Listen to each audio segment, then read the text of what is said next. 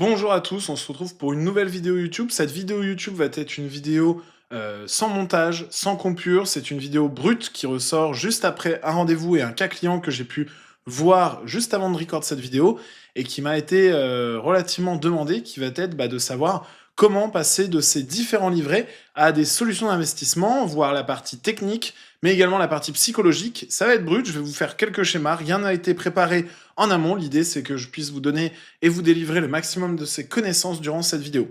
Alors déjà, pour commencer, il va falloir comprendre que vous avez des points de problématique pour la plupart d'entre vous que je retrouve en vidéo. Ces points de problématique, j'y règle souvent à travers un tunnel. Ce tunnel, ça va être de déterminer dans un premier temps tout ce que vous voulez avoir en copilotage avec un professionnel versus en gestion libre. C'est-à-dire que pour beaucoup d'entre vous, vous allez souvent surestimer ce que vous êtes capable de pouvoir gérer comme épargne au détriment du coup des performances de vos placements. Une fois que vous avez déterminé le copilotage et gestion libre, admettons, je donne 40% en épargne à mon banquier et je garde 60% sur un PEA. Il va falloir de cette fragmentation-là déterminer ce que vous allez faire sur la temporalité.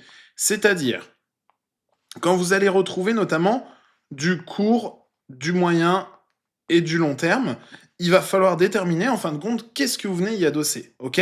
Votre banquier, lui, va pouvoir interagir sur deux unités, essentiellement tout ce qui va être du court et du moyen terme. C'est-à-dire qu'on va retrouver les différents livrets, on va retrouver également le compte courant, le PEL, CEL, etc., etc., etc.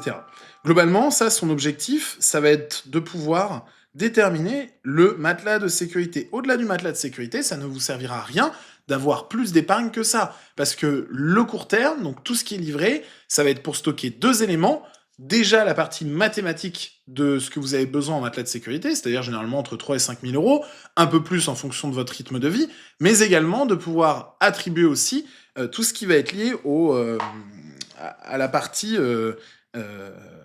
voyage. Donc quand vous avez des vacances qui sont prévues, de pouvoir tout simplement financer ces vacances sans engendrer de frais supplémentaires. Ok? Une fois que vous avez vu ça, vous allez aller voir côté moyen terme. Vous allez donc mettre une assurance vie que vous pouvez de préférence mettre ce qu'on appelle en gestion privée, en GP. Beaucoup de ces assurances vie sont souvent des assurances vie luxembourgeoises. Je vous rassure, vous n'avez pas obligatoirement besoin d'une assurance vie luxembourgeoise pour pouvoir mettre de la gestion privée. Qu'est-ce que c'est de la gestion privée? C'est tout simplement un contrat qui va, au lieu d'avoir uniquement un unité de compte et fonds euros, et globalement, on va pas se cacher, c'est ce qui représente 90%, 95% des assurances vie aujourd'hui en France, on va venir prendre un contrat en gestion privée qui va avoir une architecture ouverte, permettant à la fois de mettre des actions, de mettre encore des ETF, ou bien encore des obligations, et du private equity, etc., etc., etc. L'objectif de ces contrats-là va être de tout simplement performer autant qu'un contrat PEA, voire aussi mieux, même peut-être mieux qu'un contrat PEA, et également sur la partie PER potentiellement. Ça, l'objectif, c'est que concrètement, là, vous allez faire entre 2 à 3% par an. Sur un contrat d'assurance vie en gestion privée, Abeille en fait notamment, vous allez pouvoir faire entre 7 et 12% par an. C'est pas ce que vous allez faire obligatoirement, mais en tout cas, c'est une possibilité. On ne garantit encore une fois pas de résultat. Pour en venir à cette explication, une fois que vous avez votre assurance vie en gestion privée, donc qui ne doit pas représenter plus de 40%, on va devoir potentiellement mettre du PEA, et ce PEA va donc représenter 60% cette fois-ci sur PEA, et ensuite 40% en assurance vie.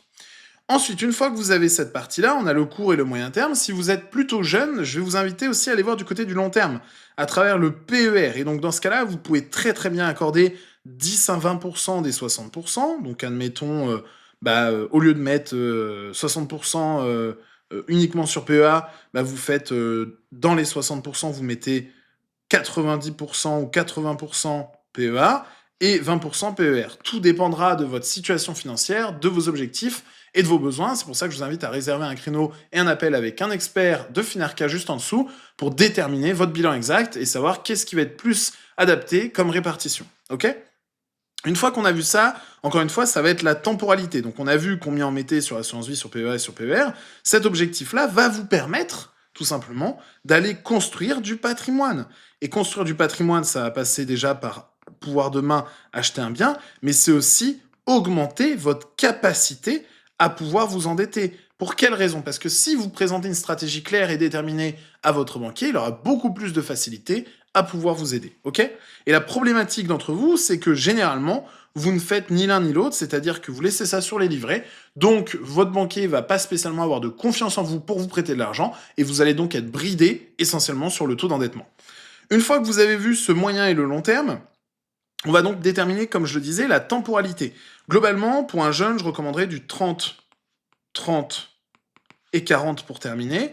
Donc, pour quelle raison? Parce que majorer son long terme, ça va être pouvoir tout simplement laisser l'argent reposer sur ses investissements financiers. Faut pas voir le PER comme une solution qui va être mauvaise parce qu'elle est bloquée jusqu'à la retraite. Au contraire, c'est vous mettre un point de blocage psychologique pour vous assurer de maintenir votre stratégie dans le temps. Ok? Une fois que vous avez vu ça, si vous êtes un peu plus âgé, que vous avez plus 50, 60 ans, je serais tenté de dire de faire du 20% parce que probablement, donc ça va être pour les 18 à 30 ans. Et le 20%, ça va être plus pour être les 30 à 60 ans, disons.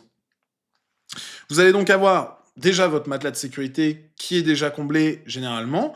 Vous allez pouvoir ensuite mettre, admettons, 30% sur votre moyen terme, sur la partie assurance vie PEA, donc ça pour les 30 à 60 ans, et enfin laisser 50%, puisque vous vous êtes rapproché de la retraite, sur les marchés financiers. L'idée, c'est que vous allez toujours associer le court et le moyen terme pour calculer votre capacité d'investissement sur l'immobilier. Pour quelle raison? Parce que vous allez toujours avoir du disponible, vu que ça reste disponible, et votre moyen terme va servir encore une fois à investir sur votre futur bien immobilier ou bien quelconque investissement, ok? Une fois que vous avez fait ça, vous avez juste besoin donc d'ouvrir les différents contrats. Si vous avez besoin d'ouvrir des contrats, encore une fois, Finarca est une société de gestion patrimoniale et une société de formation. Vous avez juste à réserver un créneau, un appel avec nous, et on verra comment on peut vous aider de la meilleure des manières pour pouvoir ouvrir et appliquer, mettre en pratique cette stratégie. Ok? Vous verrez ça avec votre gestionnaire, qui vous conseillera évidemment gratuitement. Ensuite, une fois que vous avez déterminé cette partie, alors il vous conseillera sur la partie copilotage, je reviens sur cet aspect-là, la gestion libre pour ceux qui veulent apprendre à investir, ce sera toujours en description et vous pourrez réserver un appel avec Ryan qui déterminera si votre profil peut être formé pour devenir un gestionnaire de votre propre patrimoine. Une fois que vous avez déterminé ça, vous avez donc une stratégie complète. Si vous mettez 100 € par mois, admettons, et vous avez compris que vous devez donc, si vous êtes entre 18 et 30 ans, faire 30% sur les livrets, donc vous prenez votre livret, admettons. Ensuite, vous faites 30% sur le moyen terme, PEA en gestion libre, assurance vie en copilotage. Et pour terminer, 40% sur la partie long terme, sur la partie PER. Grâce à cette diversification-là, qu'est-ce que vous allez obtenir? Tout simplement un équilibre entre vos investissements immobiliers, précisément, et également un équilibre sur vos investissements financier. De par cet équilibre-là, l'idée, c'est que vous puissiez arriver, si vous mettez 100 € par mois de côté, à aller chercher, admettons, 50 000 € à terme sur les marchés financiers, et que vous puissiez toujours avoir un équilibre patrimonial de 200 à, ça on n'a pas de limite, admettons, à 500 000 € sur votre patrimoine immobilier. Et donc l'idée, c'est de toujours avoir quand même de la disponibilité, des investissements financiers et de rééquilibrer vos portefeuilles en fonction de vos besoins. C'est-à-dire que si j'ai des besoins d'investissement pour la partie immobilière, je peux exploiter mes 50 000 € que j'ai sur les marchés financiers. Si à contrario, j'ai besoin de 50 000 € pour les laisser sur les marchés financiers, je peux le faire également. Et ensuite, on va retrouver donc les 200 à 500 000 € qui pourront être liquidés arrivés à la retraite et vous permettant donc de partir avec un gros chèque une fois après avoir remboursé vos emprunts, de partir avec un gros chèque, l'esprit tranquille lors de votre retraite. Et donc là, ça vous permet d'avoir un plan constructif entre vos 20 et vos 30 ans. Dans ce cas-là, vous allez tout faire pour constituer de l'apport pour investir en immobilier sans jamais oublier la partie marché financier. Et ensuite, vous allez garder de vos 30 à vos 60 ans, vous allez probablement aller chercher à nouveau du bien immobilier, mais en plus faible majorité, puisque évidemment on va avoir plus d'IMO et plus dans un objectif de constituer de l'IMO entre 20 et 30 ans. Et entre 30 et 60 ans, cette fois-ci, on va un petit peu moins faire d'immobilier, mais par contre, cette fois, on va aller majorer la partie marché FI dans le but de conserver de la disponibilité immédiate lorsque vous arriverez à l'âge fatidique de la retraite. C'est Alexis, courte explication, avec un plan déjà prédéterminé. Si vous avez des questions, si vous voulez ouvrir vos contrats, si vous voulez passer à l'action et arrêter d'être dans la réflexion, je vous avais juste en dessous de cette vidéo les liens pour accéder aux agendas de nos experts, et je vous dis à très vite pour une prochaine vidéo YouTube.